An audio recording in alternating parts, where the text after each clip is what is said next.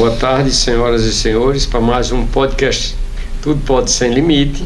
Hoje nós temos a honra de receber o nosso amigo e grande cartunista, arquiteto Humberto.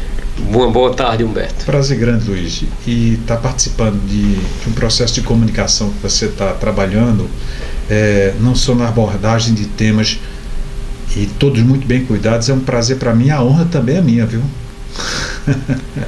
Veja só, Humberto, eu gostaria de que você... O podcast hoje será sobre a história com humor gráfico. Então eu gostaria de falar como foi o início da tua carreira, né? Porque você é de formação em jornalismo e arquiteto. Desde a infância que o desenho me encantou. E aí eu me desenvolvi nessa atividade do desenho, e a partir do desenho eu fiz a minha vida. De que forma? Eu comecei a trabalhar com desenho, com ilustração, com charge, com caricatura, e me encaminhei para jornal.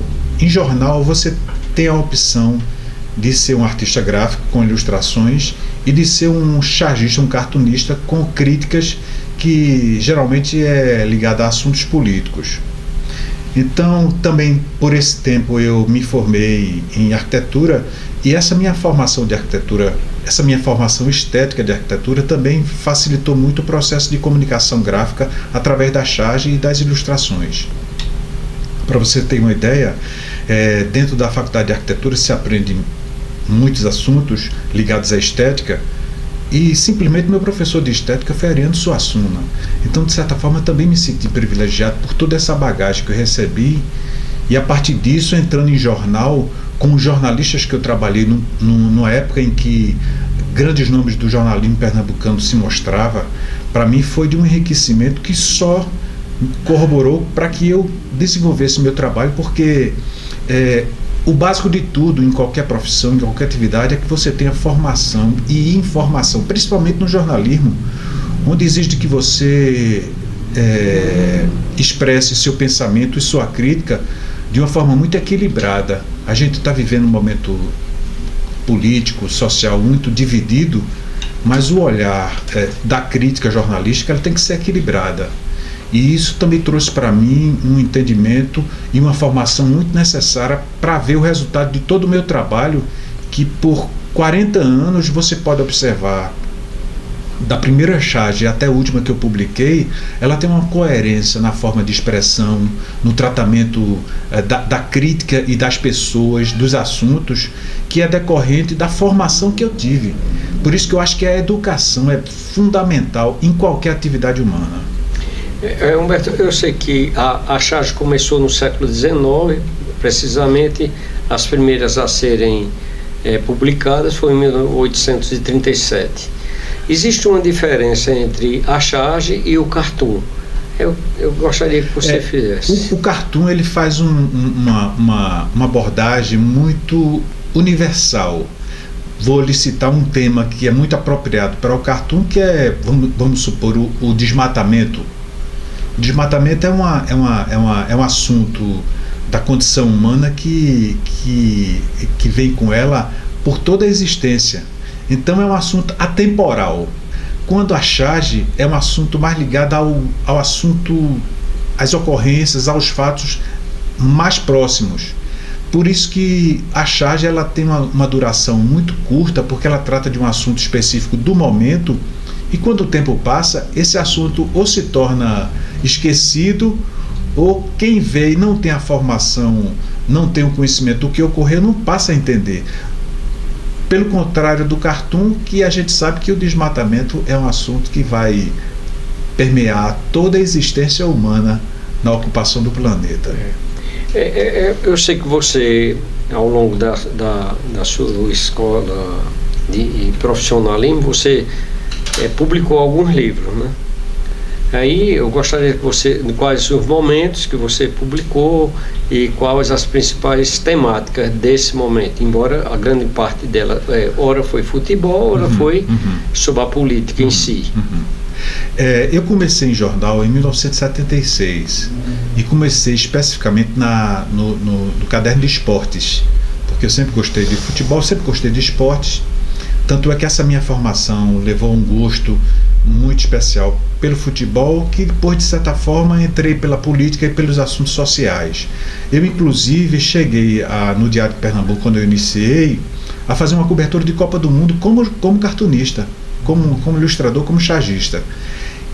Mas, a partir desse momento em que vi que só o futebol era um assunto limitado, eu entrei por todos os assuntos, inclusive essencialmente a política, porque você falou, a história da charge, ela está muito ligada ao processo de desenvolvimento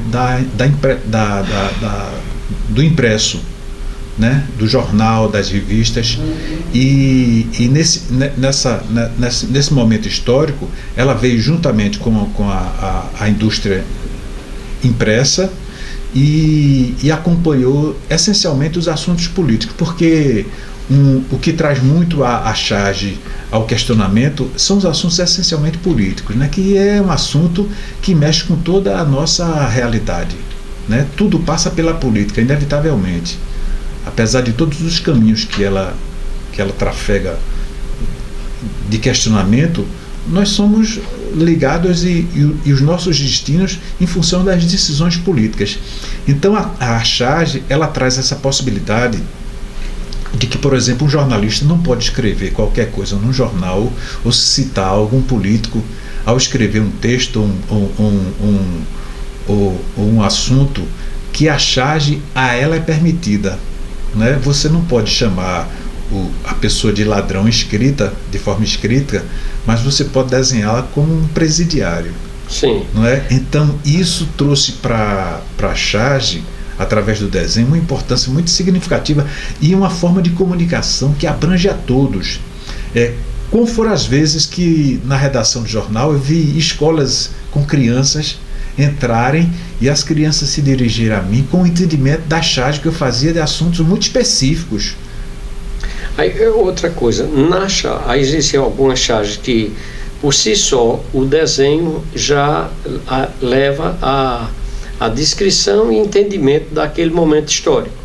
Mas existe algumas charges que tem os balões com a voz das pessoas. Eu lembro, né, que eu tenho algumas revistas o Careta, dos anos 30, 40, né, que todos eles tinham a evolução da política com esse chargista com balões. Sim, sim. Principalmente na época do Getúlio, né? Até 1958. E depois disso, a revista O Cruzeiro, para os novos, não sabe qual é a revista, mas toda a revista Cruzeiro tem um amigo da onça. Amigo, né? Da onça, exatamente. Né? Que hoje está esquecido praticamente. Ô Luiz, a questão do balão no meu trabalho ela é muito específica. Eu não uso texto. Nós ontem mesmo estávamos conversando sobre música, sobre todos os estilos musicais, e você tinha citado a música clássica. A música clássica não tem texto e ela se comunica da mesma forma, às vezes até de uma forma mais sensível e abrangente do que uma música cantada com texto, com poesia. O meu trabalho é essencialmente caracterizado pelo não uso do texto. E aí, para que você se comunique com o desenho, é preciso você ter um desenho muito elaborado para que não haja necessidade do entendimento da charge, do questionamento, da crítica através do balão. Porque se você coloca um balão, você fica comungando entre o desenho e o texto e o jornalismo e a poesia. Uma característica que eu vejo no seu traço é que você retrata um momento histórico sem o viés partidário, independente de quem seja o governante. É só aquele momento de dor, aquele momento que está acontecendo. Ora corrupção, ora descaso, ora o poder econômico, a divergência socioeconômica e as outras coisas referentes à moral. O que eu posso te colocar sobre esse assunto é o seguinte, Luiz. Eu passei 40 anos fazendo charge ligado a assuntos políticos. E se você ver meu trabalho, você vai identificar a seguinte questão. Por todo esse período, em qualquer linha política, só mudaram as moscas. Acredito. Então, claro que eu tenho a minha ideologia de vida, a minha concepção social, é óbvio. Mas quando você sai para enxergar de uma certa distância, você percebe que nós somos iguais, o mundo é igual, as pessoas são iguais. O que torna diferente é a cultura e o procedimento em relação aos fatos que nela ocorrem. Então a natureza humana é a mesma em qualquer lugar do planeta. A partir do momento que você partidariza o seu pensamento, você perde a razão. E aí, isso você observa em todo o meu trabalho, esse distanciamento, porque há necessidade de que você, o juiz, para julgar um caso, ele tem que se distanciar entre o réu, né, e o acusador, para ter uma leitura mais equilibrada de todo o fato. Então, de certa forma, o que me ocorre é um julgamento constante da minha realidade.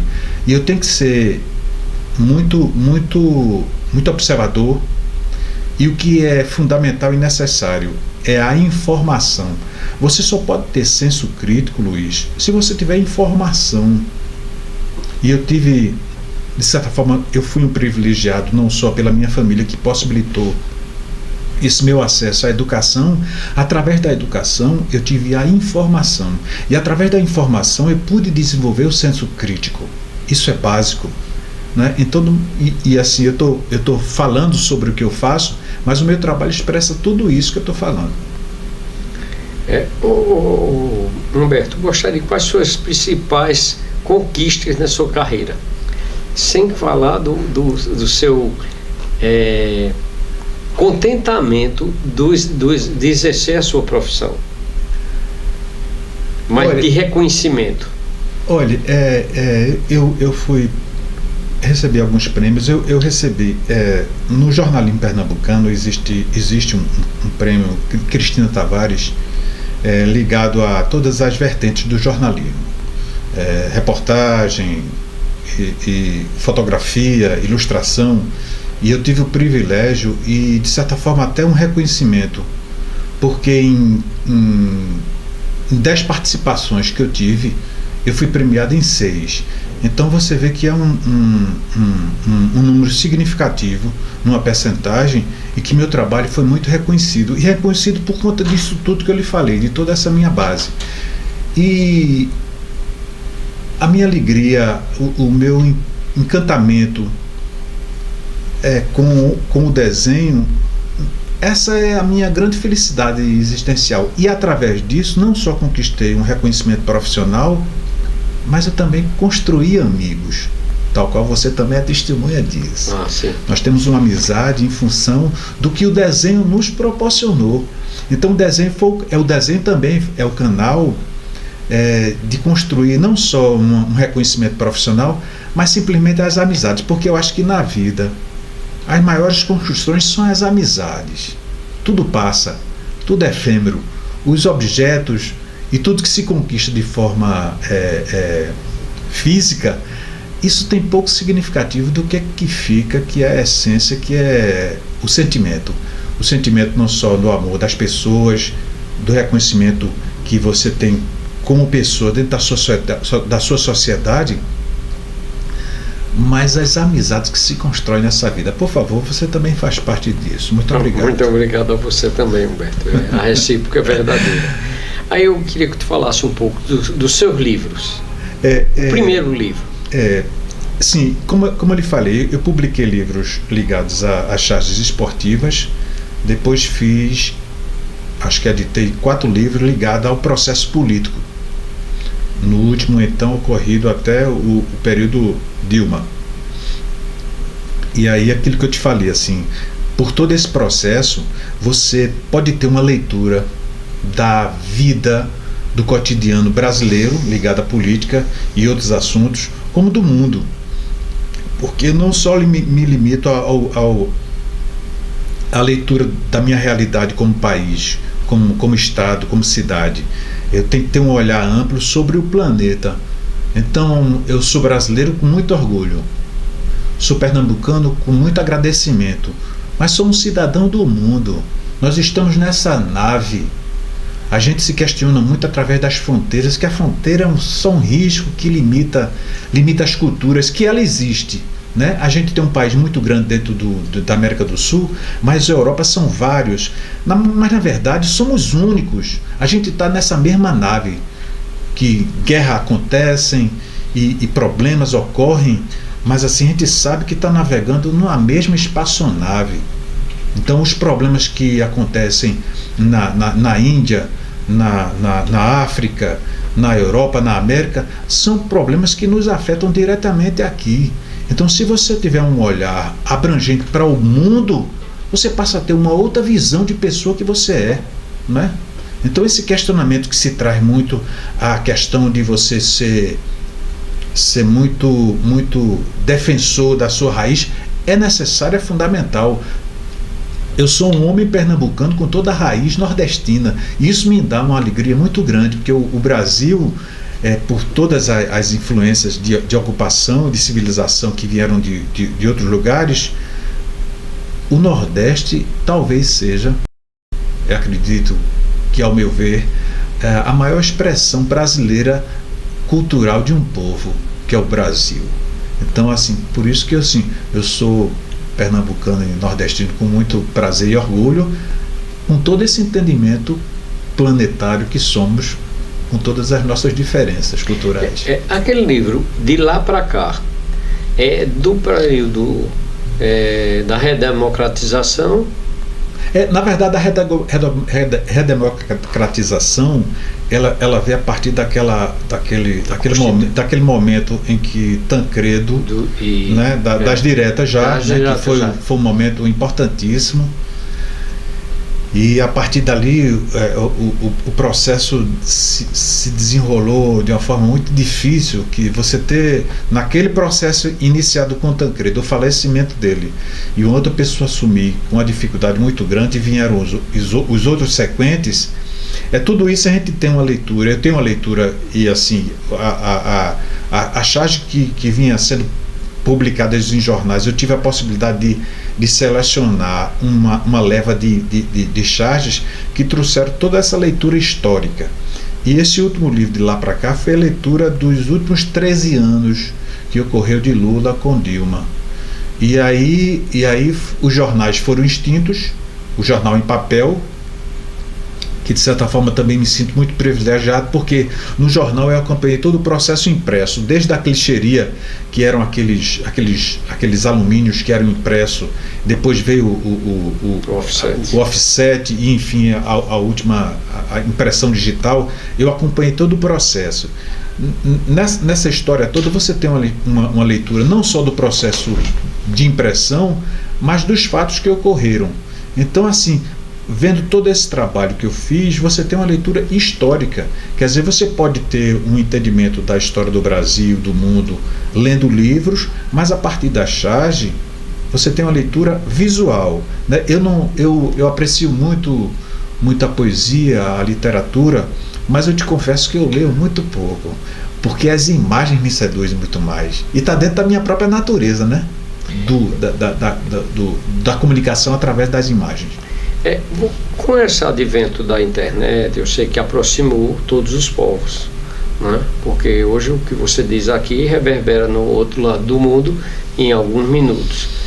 Mas você não acha que a falta do jornal impresso, dos salões de charge, não criaria não é saudosismo, é uma coisa que é uma construção de um pensamento maior, né, que a gente desmereceu, porque hoje está tudo muito superficial. Todo mundo, qualquer coisa, assunto, vai no Google, pergunta e vê aquela informação que normalmente não é a realidade dos fatos, né? E eu creio que, de uma certa forma, a grande parte da massa não sabe nem o que é que a gente está falando. O motivo desse canal pode tudo se limitar à informação, né? Porque eu acredito que a educação é quem pode mudar o mundo e salvar o planeta.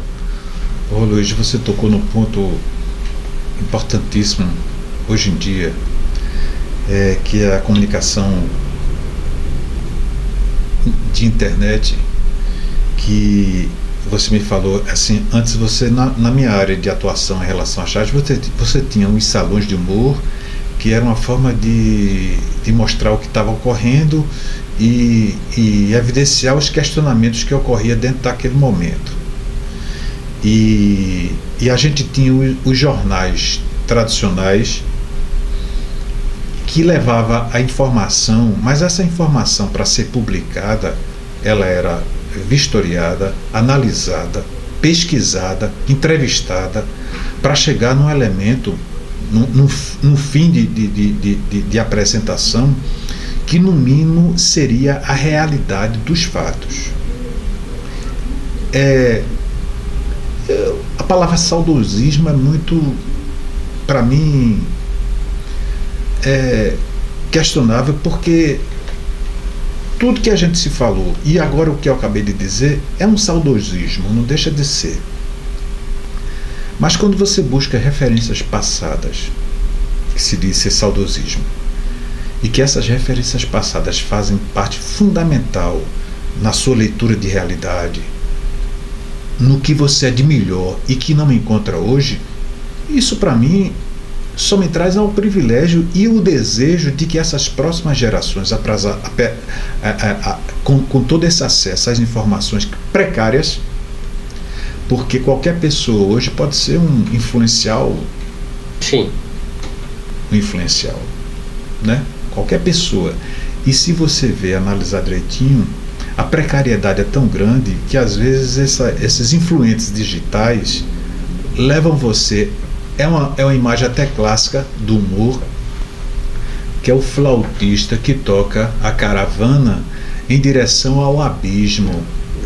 O abismo da ignorância, da falta de informação, da inabilidade de questionamento, porque se você não tem informação e você critica, com que base essa crítica pode ter feito? Mas passa a ter a partir de tudo que se vê. E uma outra questão acima disso é a inteligência artificial, que agora vai inibir o raciocínio e a criatividade. Esse é o nosso grande questionamento hoje, Luiz. O que será da gente com essa inteligência artificial, que faz com que eu aqui possa ser mostrado falando palavras que eu não falei, expressando sentimentos que eu nunca pensei, e você ter isso direcionado a um canal político, educativo, ou o que vai ser daqui para frente? Eu não sei. Eu passei por momentos tão bons na comunicação que talvez não vislumbre no futuro, na minha inexistência que vai ocorrer em breve, com o passar dos anos, eu não vou sofrer com isso. Mas assim, é um problema seríssimo, e assim, culmina com essa falta de informação, e tudo que se vê acredita. Então a minha blindagem vai em função da minha formação jornalística, de que se você vê um fato, espere um pouco, veja o que é que está ocorrendo em todas as áreas, para você ter um julgamento real. Nós estamos aqui num blog, numa entrevista, mas você tem estrutura como pessoa, como profissional, e agora está entrando nessa área de comunicação, que eu dou os parabéns, né, para passar um conteúdo que leve as pessoas a ter esse julgamento através da informação. Veja só,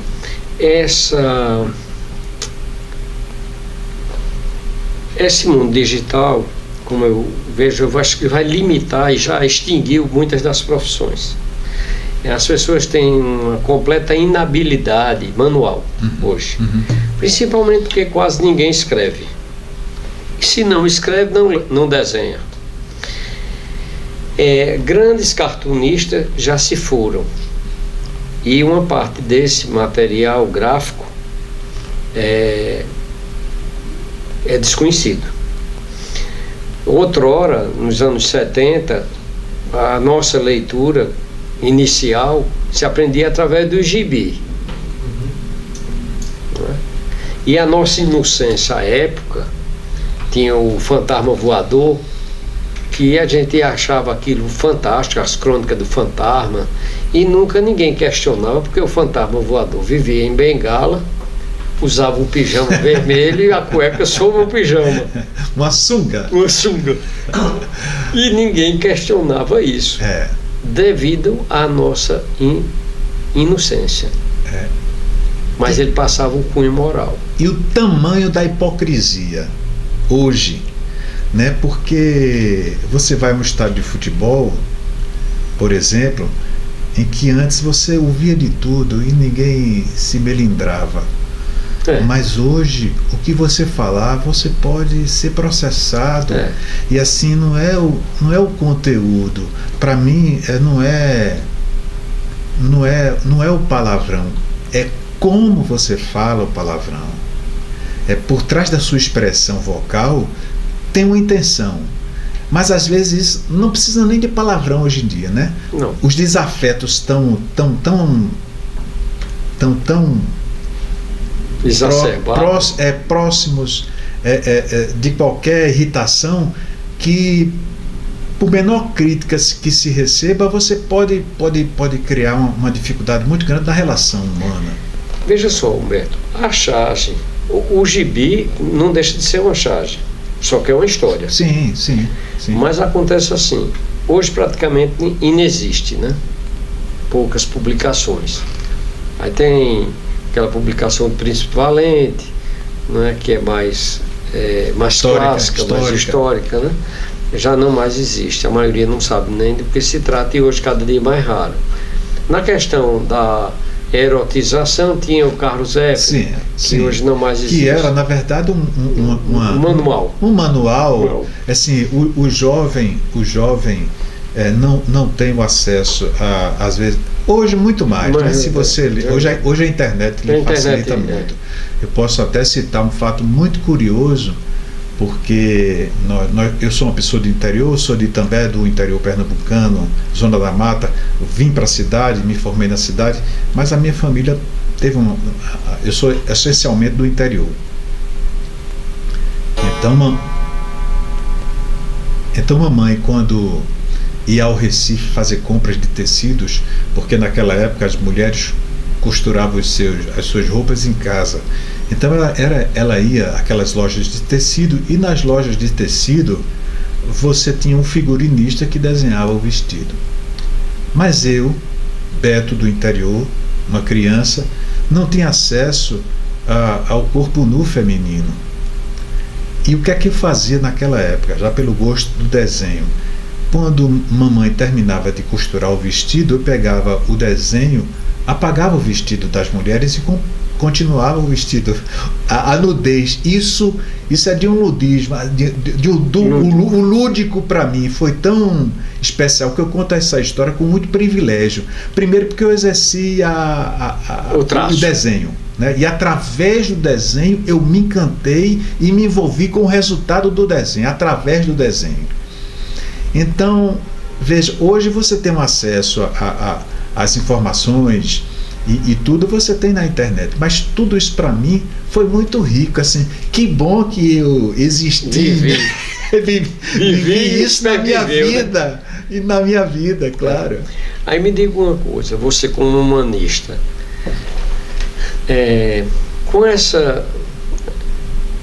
com todas essas ferramentas de digitar, de tudo que tem, programas de AutoCAD e outros programas que acabou a prancheta de desenho praticamente, né? Hoje praticamente o computador é quem faz tudo, e o grafismo vai perdendo uma coisa que vem desde a Idade da Pedra. Né? A primeira expressão do homem foi a arte, através das caçadas, as coisas. Então, qual o seu sentido como humanista? Como é que vai prevalecer essa informação do chargista? Primeiro que eu queria lhe agradecer, porque esse seu essa sua concepção sobre o que eu sou em me chamar de humanista, que foi você que colocou isso, porque tem os capitalistas, os comunistas e tantos outros, mas assim a palavra que mais representa o que eu sou foi você que me deu. Eu sou um humanista. E sobre esse assunto que você falou, e assim me levou ao pensamento que a gente tem as primeiras referências da expressão gráfica através dos desenhos das cavernas. E eu acho, Luiz, que o impresso jornalístico já não mais existe, se abriu através da internet e da computação gráfica, que para mim também foi muito favorável. Eu agradeço a tecnologia, muito bem-vinda a tecnologia, quando ela é bem usada, né? Quando a gente pode desfrutar e explorar dela o que melhor ela pode nos dar. Inclusive a inteligência artificial bem usada vai ser um avanço muito grande. O que tem mais me surpreendido, quer dizer, o que eu te falei em relação aos desenhos da caverna, hoje a gente está vendo, e o que está me ocorrendo com grande surpresa e encantamento, são os grafites murais nessas fachadas de prédios enormes, numa proporção gigantesca, em que eu fico olhando, meu Deus do céu, já não são mais cavernas, é essa selva de pedra que se criou através das manchas dos edifícios, que está se construindo um outro padrão de comunicação gráfica, e cada mais encantador que o outro. Eu fico assim admirado com o que está ocorrendo hoje em dia. Quer dizer, olhe como é importante e a gente falar do que ocorreu na comunicação em todas as suas vertentes, e hoje está acontecendo de uma forma muito física. Para você pintar um mural numa fachada de um prédio, você não vai usar o computador. Você pode usar o computador como base, o que é muito interessante. Você pode simular, mas a mão tem que estar pintando a parede. Então, assim, hoje, para mim, o que é mais significativo em relação a todas as formas de expressão artística é o grafismo, que está me encantando cada vez mais. Outra coisa, Humberto, eu tenho me preocupado, eu me preocupo muito, porque eu tenho uma neta, né? Eu já estou descendo a ladeira, daqui a algum tempo eu não estou mais nesse plano, né? E me preocupo muito com a questão de quem vai guardar os acervos gráficos. Porque, por exemplo, a fotografia, o desenho, a fotografia em si, no passado, era para guardar os momentos de alegria e às vezes de dor, de morte. Uhum. Como no século passado era comum tirar fotografia de quem morria. Uhum. E hoje, aniversário, 15 anos, né? Festa de carnaval, e isso eternizava aquelas pessoas, aqueles agentes. Uhum. Hoje qualquer pessoa tem uma câmera fotográfica 24 horas no ar. Então para ter 5, 6 mil imagens é muito comum, mas essas imagens estão no ar. Um dia que perde o celular, você perde toda a sua memória. Então todos aqueles momentos que foram maravilhosos para você estão ali no celular. Na hora que é isso, porque pouca gente tem o cuidado de fazer a impressão. A mesma coisa que aconteceu com a filatelia. Uhum. Deixou de existir. Uhum. Porque hoje ninguém é que escreve carta. Uhum. Então o sentimento você expressar através da letra, é preciso você ter uma sensibilidade exacerbada. Uhum. Quando no WhatsApp você vai colar pensamentos que não são seus, né? E eu acho que isso está deixando as pessoas mais autômatos por essa vertente. Uhum. Porque elas estão deixando de ter o sentimento, que é o que levou a civilização a chegar até onde chegou. Eu queria colocar, você falando isso, eu estava pensando que um dos privilégios também que a minha existência me proporcionou em ter contato com pessoas, uma delas foi Francisco Brenan, que é um dos maiores artistas do planeta. E eu tive por várias vezes o privilégio de estar conversando com ele sobre todos os assuntos. E eu vi um documentário recentemente, ele fazendo uma colocação de que a gente trata a Idade Antiga a partir da Grécia, ou até da Mesopotâmia, a primeira possibilidade de registro que se teve de alguma coisa na arquitetura, né? Que você pode ter uma leitura da civilização. Mas entre esse momento em que essas civilizações ditas antigas existiu até hoje, e o homem das cavernas tem um vácuo que a falta de registro nos faz totalmente desconhecidos daquilo que fomos para chegar à Idade Antiga, que não é antiga é recente, 10 mil anos, 10 mil anos. Quando a gente trata da idade do planeta, a gente fala bilhões de anos, bilhões. E o que será daqui hoje, no ano de 2024, desse século, há 30 mil anos, há 1 bilhão de anos? É poeira, amigo. Veja bem, vamos na análise da arquitetura. As pirâmides há 4 mil anos foram feitas de pedras. E essas pedras são transformadas em pó depois de 4 mil anos. Você imagina o que é que esses prédios construídos com areia, sim, argamassa e esses tijolos o que será nessa velocidade necessária de ocupação e habitação? Do que será isso há 10 mil anos, amigo? Nem sombra. Não me pergunte. Poeira. Não me pergunte. Então, isso também, de certa forma, me levou. É importante a gente deixar algum registro. Mas tudo é tão efêmero que, se a gente pensar no tempo, a gente é poeira. Veja só, você já falou sobre a questão dos temas das charges, né, que você faz. Houve, durante um período antes da democracia, alguma charge que deixou você numa situação desconfortável? Bastante. Eu comecei a fazer charge em 76, mas comecei no setor de esportes. E a partir dos anos 80, foi justamente o período da pré-abertura, mas que não era ainda, todo cuidado era pouco. Você fazer charge é você brincar com fogo o tempo todo. E aí eu acho que cabe a você ter a habilidade para expressar a sua opinião, de que forma, de que ela seja, de que você passe a mensagem sem interferir no processo de censura do que você faz.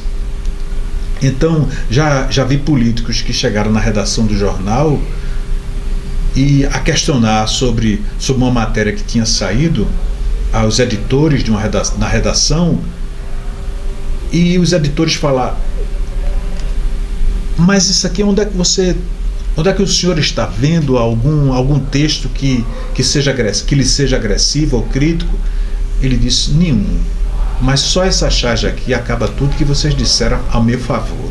Quer dizer, eu por todo esse tempo que eu trabalhei, eu senti a importância da minha opinião, mas assim, eu tive pouquíssimas charges censuradas, porque eu soube lidar com esse processo de crítica, né? E eu acho que é uma própria leitura que a gente tem que ter para as nossas vidas sociais cotidianas, Luiz, de que você pode ser crítico ao outro sem ser agressivo. Tem uma das charges que é emblemática do seu acervo, que é da morte de Pinochet. Foi uma morte, foi uma charge premiada. Sim. Essa charge, para mim, foi uma recompensa de tantas outras que eu já fiz, e me deu um prazer muito grande, porque a morte na charge é aquela figura com o capote, com a foice, em que está sempre gloriosa e rindo da vida, porque a vida finda nela. E nessa eu consegui reverter esse quadro, que foi ela chorando em cima do túmulo de Pinochet. que tantas pessoas Trabalhando foram para mortas. ela trabalhava para ela. Entendeu? Então, assim, foi, meu Deus do céu, foi de uma alegria de poder fazer isso em relação a ela, que seria, que em tantas outras charges sempre estava rindo da vida, e eu disse, olha, um dia eu lhe pego. Agora, Roberto, outra chave interessante que eu vi é o Brasil como sendo uma porca e todos os partidos mandando na terra. Isso. Essa grande porca, que é o poder, e que inevitavelmente esse poder precisa amamentar os pequenos porquinhos, e esses porquinhos eram representados por partidos políticos.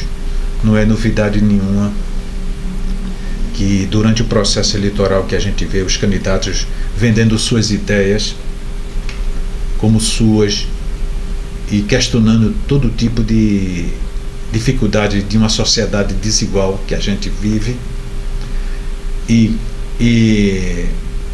apresentar as suas soluções de uma forma muito simplória. Mas há uma população que às vezes não tem a informação, e por não ter informação não sabe o tamanho da mentira que está ouvindo, e nessas pessoas voltam.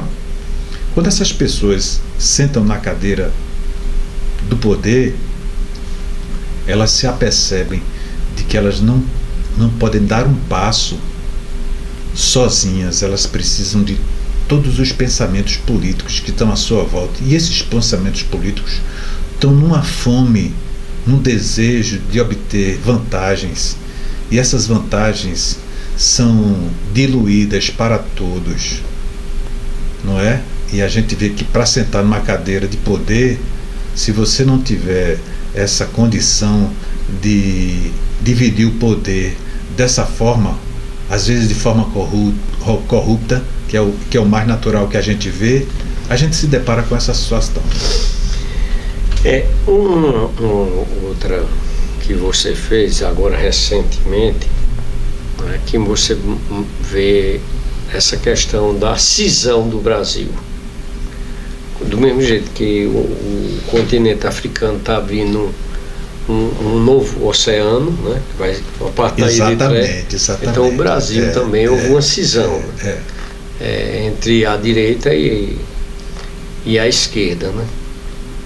E há um adágio antigo no sertão que a gente tem que usar o remédio certo para matar o carrapato. Mas aqui no Brasil, para a gente, senão vai matar a vaca. A gente no Brasil está matando a vaca. Exato. Independente de quem esteja. Né? E essa divisão de poder, de pensamento, tem sido muito nociva, porque na verdade é o que eu acabei de falar, né? Quando você senta na mesa para fazer decisões, tudo que aquilo que você prometeu nem sempre vai ser possível se realizar se você não tiver um entendimento, não é? Humberto, todas as charges que você tem, qual a sua favorita? A charge que lhe representaria? Ô Luiz, os assuntos são tantos. Você citou essa que eu fiz, e foram muitas agradáveis de fazer. O meu trabalho necessariamente ele não está ligado à gargalhada. Sim. Porque ele é muito mais reflexivo. Essa minha linha de humor. Você estava falando de que hoje em dia essa questão que a gente estava conversando há pouco, de que você não pode expressar uma ironia porque você pode ser processado. Eu queria fazer uma seguinte observação. O humor que se fazia há algumas décadas atrás, hoje não se pode mais fazer. Os Trapalhões seriam censurados constantemente com todo aquele tipo de humor que era muito, não diria inconsequência, mas assim, fora desse julgamento de uma sociedade que está cada vez mais rígida no critério de vitimização. Claro. Isso está se tornando o mundo cada vez mais chato, insuportável. Uma das coisas assim que eu vi, que com muito pesar, alguns livros que fizeram parte da nossa infância, né, que hoje não fazem mais dos paradidáticos. Algum livro de Monteiro Lobato, né? Então, por exemplo, a tia Anastácia não pode mais falar sobre a tia Anastácia. O Saci Pererê não pode mais ser vinculado, né? Eu acho que nenhum amigo da onça, né? Do jeito que a coisa vai, Claro. O amigo da onça, como garçom que era, estaria desempregado totalmente. Nesse bar da vida.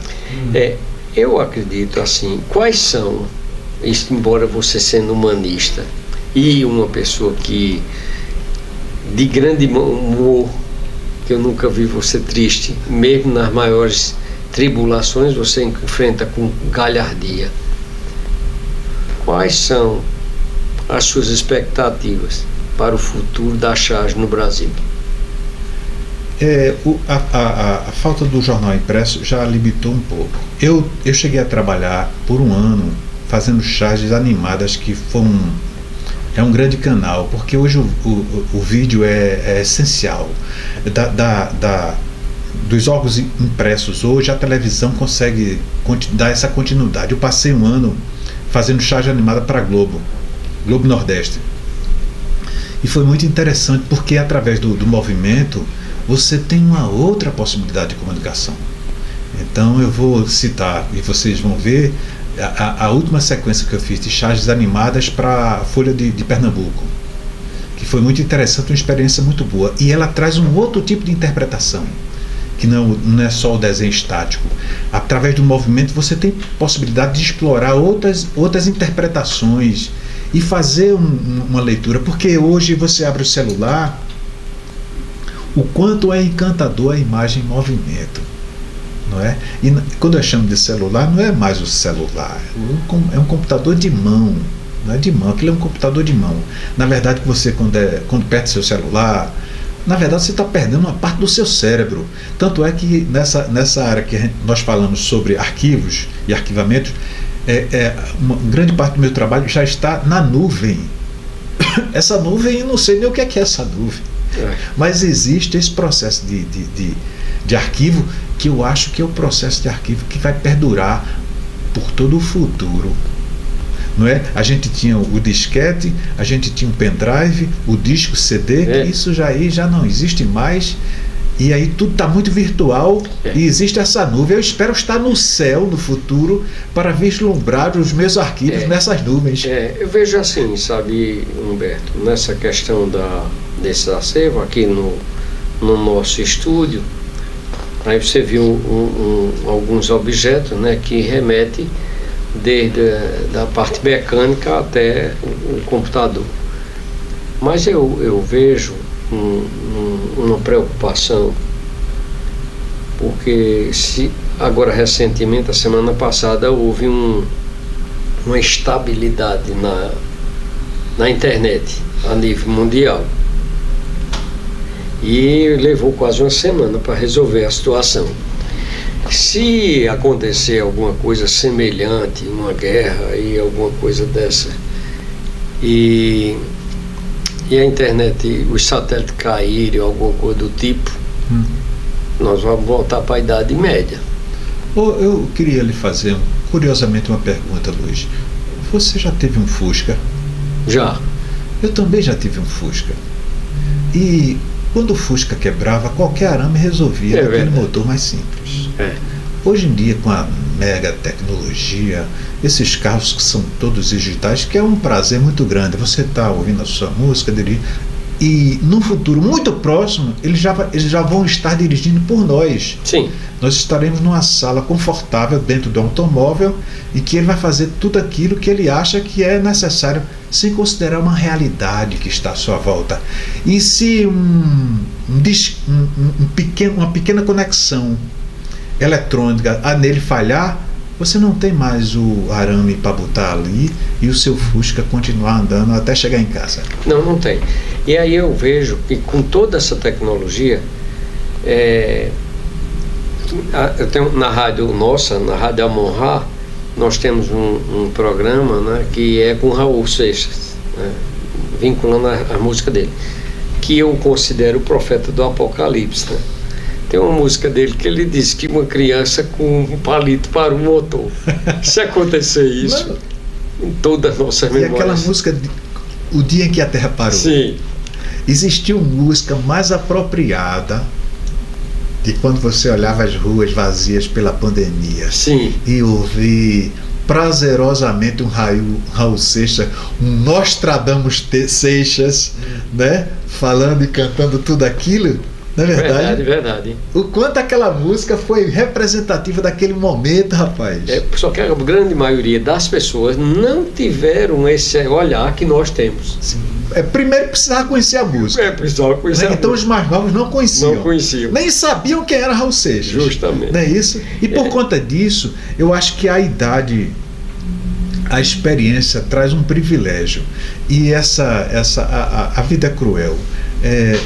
Ela é um contraponto entre o corpo que se degrada e a mente que se evolui, não é? Então, se você não tiver um entendimento do seu corpo, que nós somos perecíveis como corpo, se você não tiver esse entendimento de que o corpo está se extinguindo, mas a vida é uma surpresa, de certa forma, dramática, porque quanto mais o tempo passa, mais você tem entendimento dela. Rapaz, eu não quero nem pensar nisso. Eu prefiro ir ao bar da esquina, como recentemente agora tive antes de vir aqui, pedir um caldinho, tomar uma e pensar na vida de forma prazerosa, conforme você falou, que eu passo por isso de uma forma muito tranquila. É verdade. Aí veja só, existe ainda algumas poucas pessoas que têm habilidade e que gostam de desenho. Você, como é um esperto no assunto, qual é o conselho que você daria para esses desenhistas e caricaturistas que estão adentrando nesse mundo maravilhoso e mágico? Viva o desenho, não só como uma expressão de exaltação e valorização dele, mas você vivenciar o desenho e sentir que através do desenho você pode emitir opiniões. Você pode, de certa forma, não digo transformar o mundo, porque o mundo já se transforma por si só. Mas através do desenho, isso que eu lhe falei, de que eu tenho me surpreendido muito com a arte gráfica, dos grafites e dos painéis que hoje se fazem, e para onde a gente vai, você tem alguém desenhando na parede. Viva o desenho, de todas as formas, de todas as interpretações que esse viva possa lhe proporcionar. Bom, eu acredito que a gente já fez uma viagem no decorrer do tempo, falando de muita coisa agradabilíssima. Continuaríamos até porque, Luiz, isso. Eu vou dar um testemunho que essa conversa ela pode se prolongar indeterminadamente por uma questão muito simples, amigo. É que nós temos informação. Quando você tem informação, os seus horizontes se abrem e os assuntos vêm e você pode discuti-los, analisá-los e refletir, não é? Então, graças à educação que recebemos e à informação que temos para essa conversa ser a que foi. Pronto, eu gostaria que você fizesse as suas considerações finais. Primeiro, testemunhar essa equipe sua que trabalha, porque ninguém faz nada sozinho, realiza nada sozinho. E André Anderson, que está nos escutando e fazendo com que isso aconteça. Nós discutimos os nossos pensamentos, mas tudo isso é tecnologia e precisa de pessoas como vocês para que essa tecnologia funcione. E a tecnologia é importante e necessária, mas ela não funciona sem o humano.